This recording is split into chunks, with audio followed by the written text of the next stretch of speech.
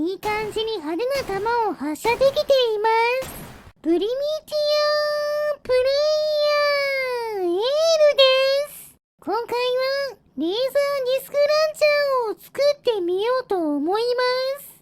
レーザーを利用した円盤を作って、それをいい感じに発射したいのでうまくできたらチャンネル登録してもらえると嬉しいです。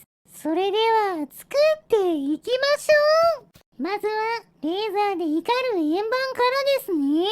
こんな感じで大きい方のレーザーの周りにバッテリーとガラス、銀のかけらを貼り付けていくことでぐるっと一周レーザーで囲めるようにします。ちょっといびつな形ですが、とりあえず囲めたので地面から切り離すと、なんとレーザーが暴れています。どうやら5回以上反射したレーザーが地面から切り離された状態だと暴走するみたいです。そこでレーザーを反射する回数を減らしましょう。でもこれ以上減らせなかったので、どうしても最後の反射で暴れてしまうのを防げませんでした。これはこれで派手なのでよしとしましょう。これを回転させながら発射できるように火薬とそのダメージを受け止めるゴムの部品を追加します。こちらを固定して点火してみると、おっと部品が壊れて飛ばずに落ちます。部品を強化すると、よし回転しながら飛んで前の木を破壊してくれました。でも飛距離が短いのでもっと火薬を増量して飛距離を伸ばしましょう。火薬を大きくした分、また壊れる現象が起きるので、火薬の周りを囲むことで、周りへのダメージを防ぎました。これならどうでしょうか。早速点火すると、よし、飛距離が伸びています。飛び出して暴れるレーザーも、なかなか派手でいいですね。手に持って発射しても、それなりの距離を飛んで、前にある木を破壊してくれました。ダメージはいまいちですが、これで光る円盤は完成としましょう。こちらを縦に並べて、引火しないか確認すると、大丈夫みたいです。せっかくなので、もっと弾を増やしましょう。一つ一つが大きくて重いので、5つにしておきました。こちらも、火薬の後ろにつけた古代の合金を、レーザーで温めることで、上から順番に発射できています。あとはこちらを簡単に発射できるようにするだけです。重すぎて手で持てないので、下に4つのタイヤを取り付けて動かせるようにしたら、上に展開後のレーザーを追加して、そこから伸ばした配線をトリガースイッチを挟んで5つのバッテリーとつなげます。この状態でトリガーを引いてみると、おっと誘爆して4つの火薬が一度に爆発しました。どうやら下につけているベアリングのタイヤの軸側が火薬とつながっているので、誘爆しやすい状態になっているみたいです。その証拠に下についているタイヤをすべて外してもう一度点火してみると、誘爆せずに上から順番に点火して発射することができています。そこでベアリングの軸側ではなくガーリン側を接着するようにして自由になった軸の方にゴム製のタイヤを取り付けました。これなら移動できますし問題なく発射できるはずです。しかし今度は弾の発射のタイミングでトリガーから手が離れてしまう現象が発生します。これは火薬などのものが壊れた時、火薬とつながっていた部品から手が離れてしまうことがある仕様のせいですね。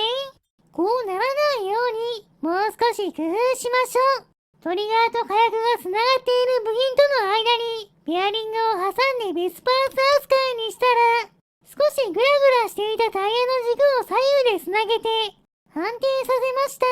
これでようやくレーザーディスクランチャーの完成です。早速カメラに向かって撃ってみましょう。いい感じに派手な弾を発射できています。常にレーザーが暴れているのもミステリアスな謎の兵器という雰囲気が出ていてかっこいいんじゃないでしょうか。今度は木を狙ってみましょう。円盤の飛距離はそれほど長くなく、山なりの軌道を描きますが、結構重量があるおかげか、それなりの威力で木を破壊することができています。でも、ロボットを攻撃してみると、ダメージを与える部分が、銀の刃とガラスのせいか、ダメージが足りず、倒しきることができません。それでも、衝撃を与えて、転ばせることくらいはできました。では、いつものように、巨大な木から狙ってみると、かなり近くから撃っても、ダメージを与えられません。硬い敵には効きづらい武器みたいです。それでも、弾を撃たずに体当たりすると、それなりのダメージを与えられました。こういう使い方もできるんですね。そして、ドローン工場の壁を狙うと、しっかりダメージを与えていって、簡単に破壊できました。多重にダメージが出るのが、面白いところです。風力発電機を狙ってみると、近距離から当てるだけでは倒しきることができませんでした。そこで、先ほどの大木のように助走をつけて体当たりすると、よし、破壊完了です。ガラスのおかげか変わった音がするのもいいですね。それでは次は、こちらのザコキャラの大群を狙って、レーザーディスクランチャーで攻撃してみましょう。果たしてどれくらい倒すことができるんでしょうか。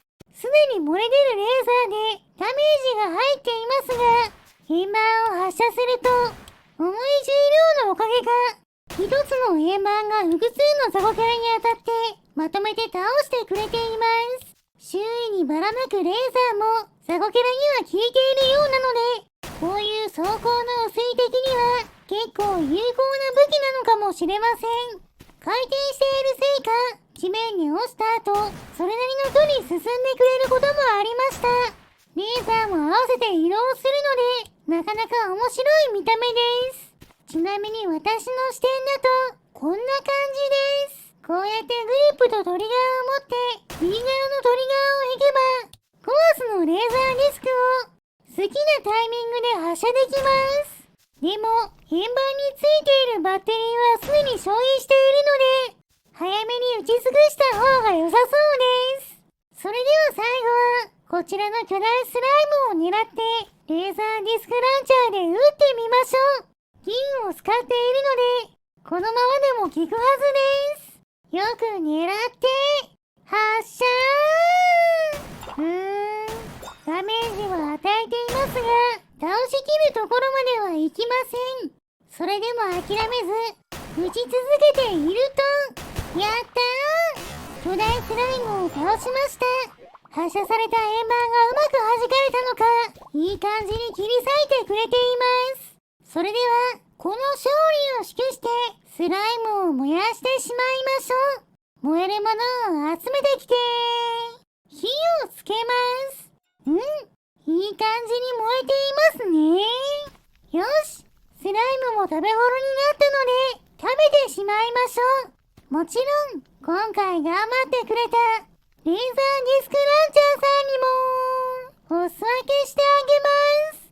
はい、どうぞ。今回の動画はここまでです。面白かったと思ったら、チャンネル登録、高評価をしていただけると嬉しいです。リクエストなど、コメントもお待ちしていますね。それでは皆さん、